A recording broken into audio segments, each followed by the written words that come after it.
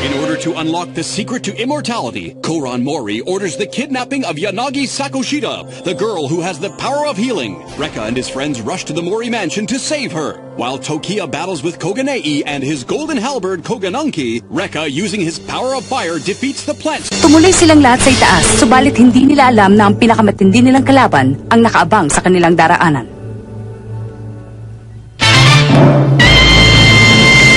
Flame Kurenai, ang awit ng kamatayan.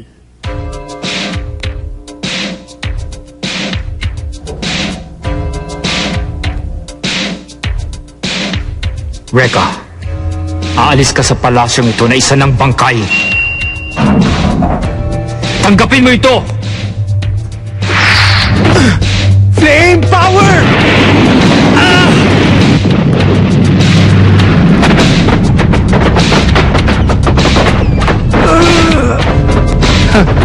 Mahina ka pa rin.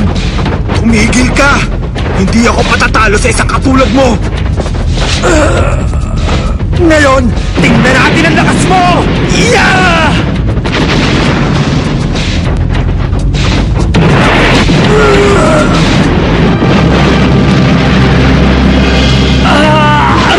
Rekka!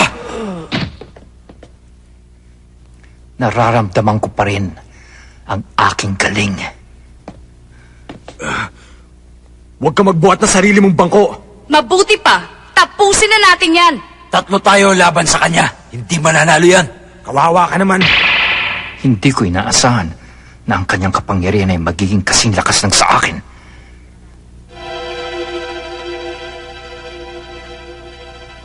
Ibalik mo na si Ana.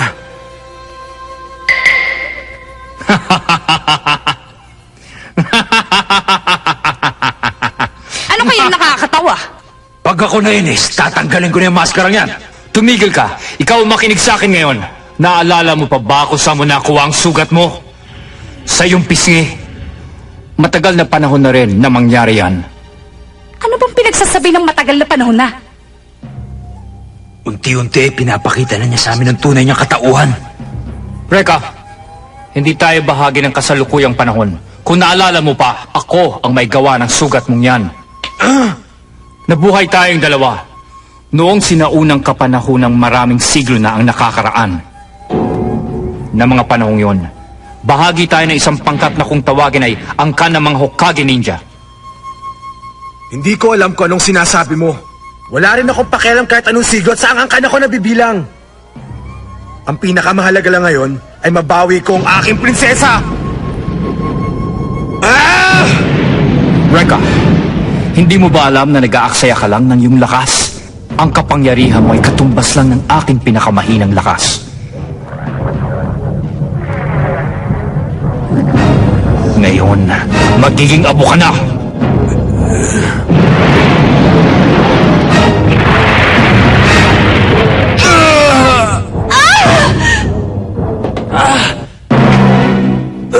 Binubusan niya ang kanyang lakas! Binubuhos? Nagpapatawa ka ba? Sa tingin mo ba, Rekka, binubuhos ko na ang aking buong lakas? Hindi ko kailangan gawin yung para lang mapantayan ang iyong kahusayan. Napakababa naman pala ng tingin mo sa aking kapangyarihan. Kailanman ay hindi magpapantay ang ating lakas. Ito ang tunay kong kapangyarihan.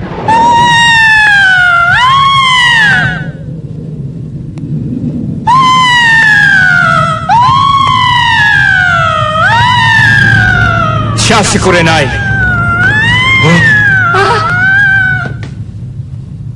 Kurenai?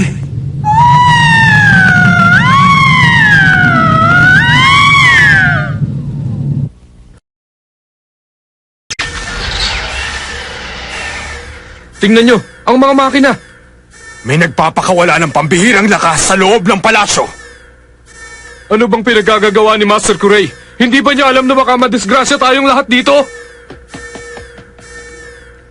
Ano nang nangyayari? Nadidelikado na si Rekka at ang kanyang mga kasama.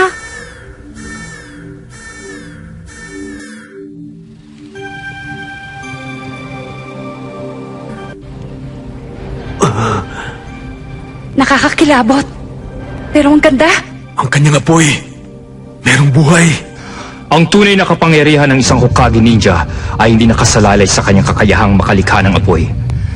Dahil ang enerhiya na dumadaloy sa katawan ng isang kasapi sa angkan ay sapat na upang makalikha nito, hindi na rin kailangan pang gumamit ng mahiwagang sandata para dito. Ang kakayahan na yan ay likas na namamana ng sinumang may dugo ng angkan ng Hokage. Ang tunay na kapangyarihan ng isang Hokage ninja ay nakasalalay sa pagpapalawak ng likas na kapangyarihang ito upang maggamit sa kahit na anong paraan na iyong naisin. Bibihira lamang ang may taglay nito at isa na ako sa mga yon. Iba-iba rin ang kulay ng apoy na naglalarawan sa nilalaman ng iyong puso at kalooban. Maitim na apoy at taglay ko ang kanyang kapangyarihan. Meron ding pulang apoy, mayroong asul na apoy. Natapat ka sa pinakamahinang uri. Kurenai, ipakita mo sa kanila ang bangis ng iyong kapangyarihan.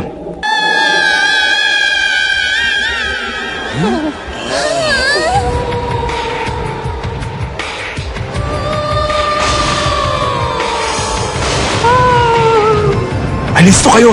Mabilis na to! Sige, takbo na!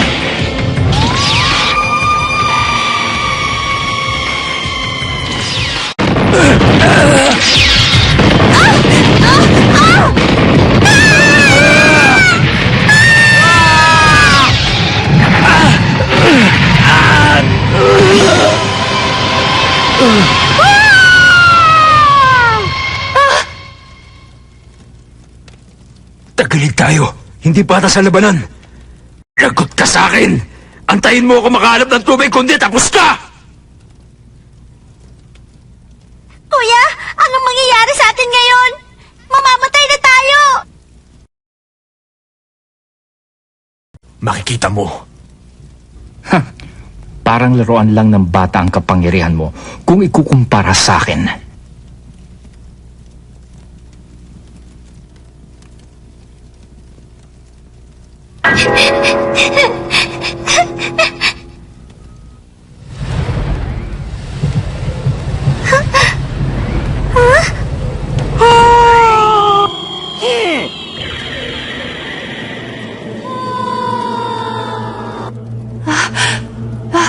Si Lola! Lola, tumakas ka na! Tama ka na, Reka.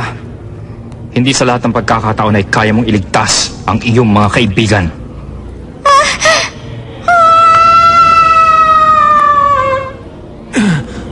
Lola, lumapit ka sa akin.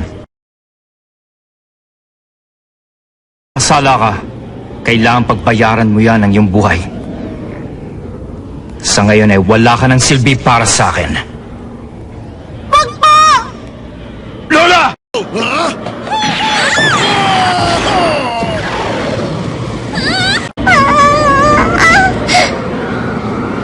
Ngayon na. Lola! Tama na!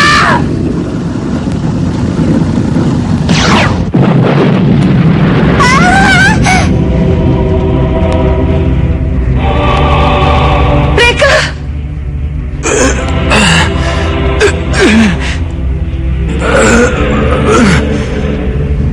Hindi ako makapapayag na saktan mo kahit na sino man sa mga kaibigan ko! Huwag mo silang idamay dahil tayong dalawa magkalaban!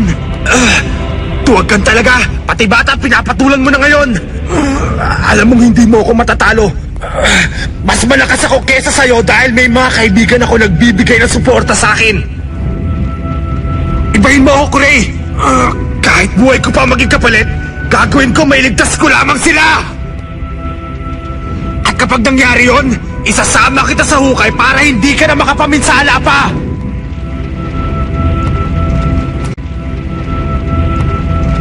Tapos ka na ba? Kurenai, dalhin mo sa kanyang hukay ang makatang yan.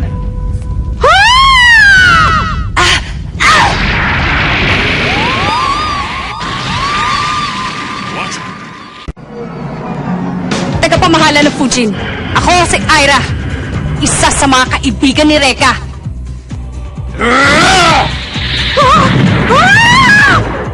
Ang lakas ko ang aking kapangyarihan! Tawagin mo na lang ako sa pangalan Max!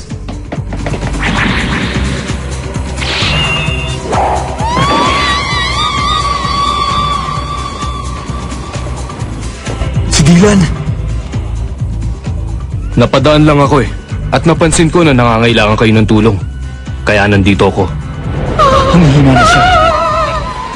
You're only antagonizing Kurena. Flame power!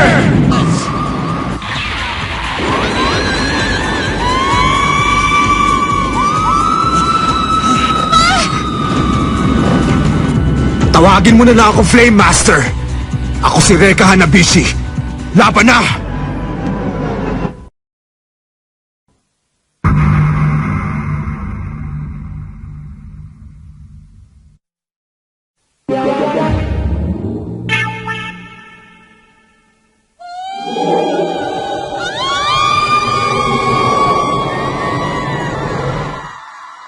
Yes!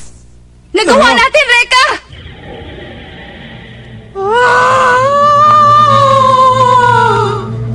Anong... bakit hindi siya namamatay?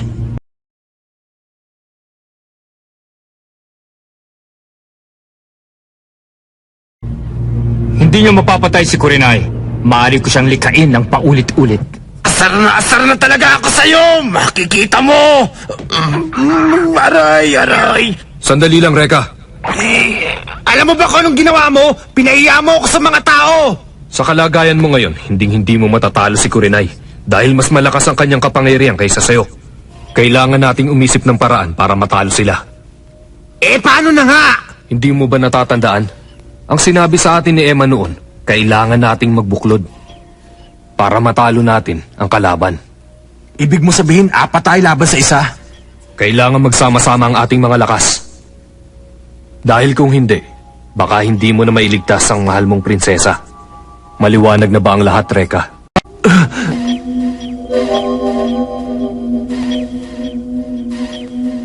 Payag na ako. Ngayon, kahit paano'y may pag-asa na tayo na manalo laban sa kanilang malakas na puwersa. Ano pang hinihintay nyo?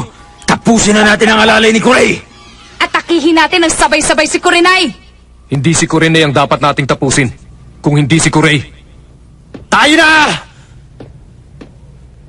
Laban! Okay!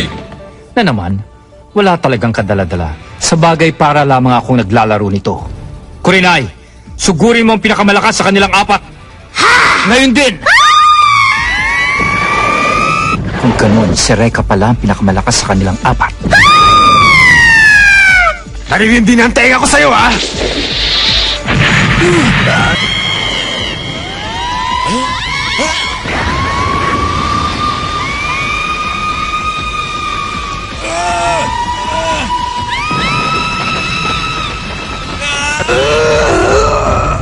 Ako nang bahala dito! Kayo na kay Kurei!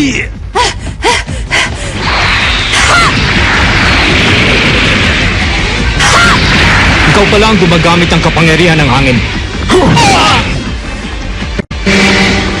Wala. Inaamin ko, napahanga niyo ako sa inyong lakas. Pero kahit magsama-sama pa kayo, hindi niyo ako matatalo. Si Reka ay kasulukuyang nililigpit ni Kurenai. At kapag wala na siya, lalong hindi kayo mananalo pa sa akin. Tumigil ka!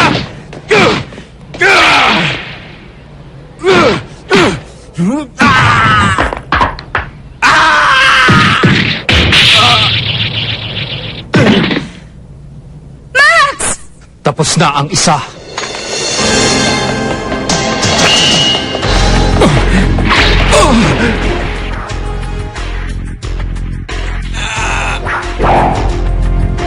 Nagkamali ako.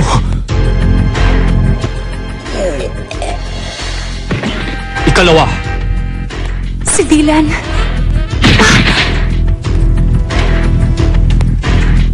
Reka!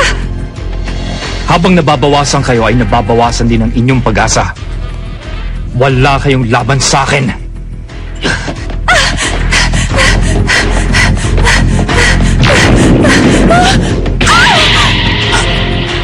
Babae ka man ay hindi kita patatawarin.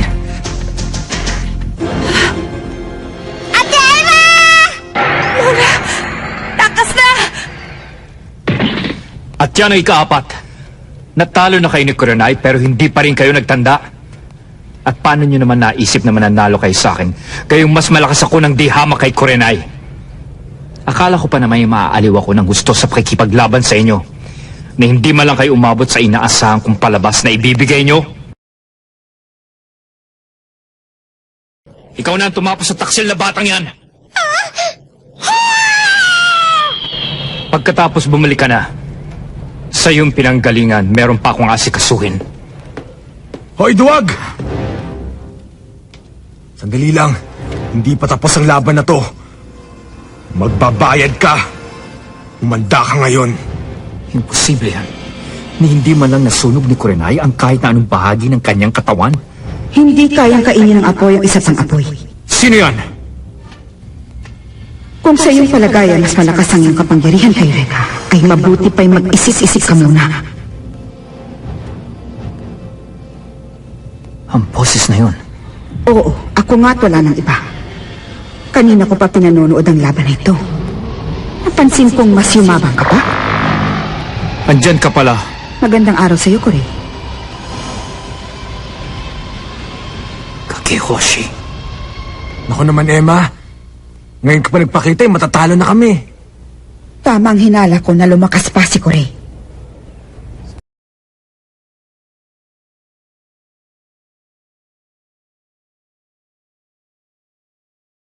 Silang dalawa ang dapat mong pakaingatan.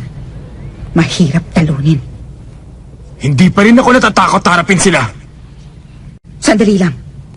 Huwag mo akong pakialaman. Mapapaliwala lahat ang pinaghirapan mo.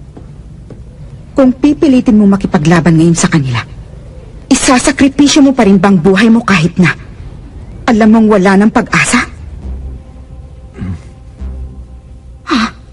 Itutuloy pa rin niya.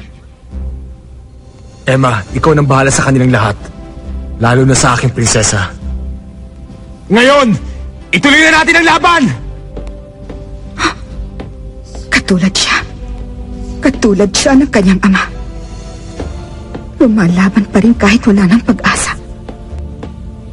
Reka! Alisin mo ang gasa sa iyong braso! Ha? Ang gasa sa aking braso? Pero bakit?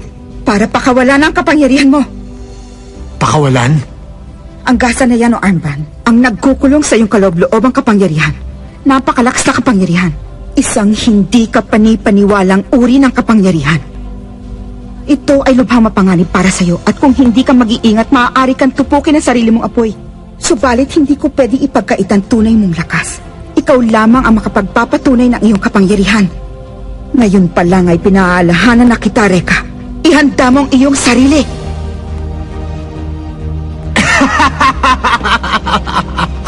Yun naman pala eh! Ang tagal-tagal ko nang iniisip kung para saan ito. Sige!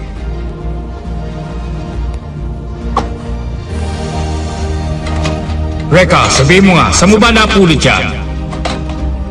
Ang tatay naman makakalimutin! Hindi ba baby pa lang meron na ako nito? Hindi ko nga alam kung para saan to eh! Ngayon alam ko na. Lalabas na ang tunay kong kapangyarihan. Pakiya ako sandali! Flame power!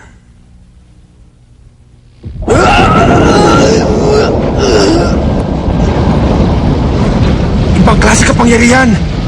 Ang nararamdaman ko sa aking kamay! Ngayon lang ako nakakita ng ganito. Kakaiba siya.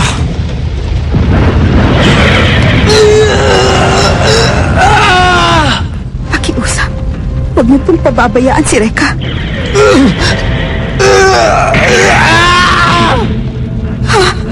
Kuya Reka!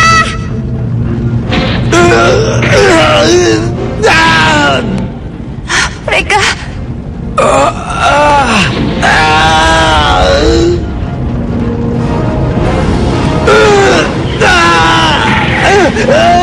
Napakasakit!